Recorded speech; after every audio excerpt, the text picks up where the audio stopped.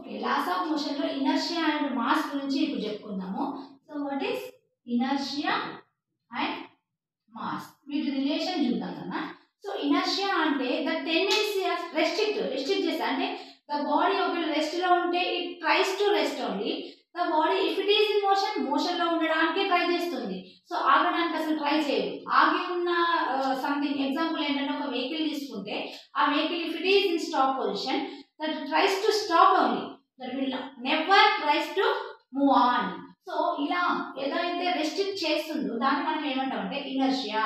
So mass inertia ఎక్కువ ఉంటే కనుక mass more, inertia if it is less mass less. So mass తక్కువగా ఉన్న బాడీస్ ఎప్పుడు కూడా ఇనర్షియా తక్కువ ఉంటుంది, మూమెంట్ అనేది తక్కువగా ఉంటుంది, మూమెంట్ అనేది. So always inertia is always directly proportional to mass. If inertia is more, mass is more. If inertia is less, mass is less. So this is the relation between inertia and mass. Always inertia is directly proportional to mass.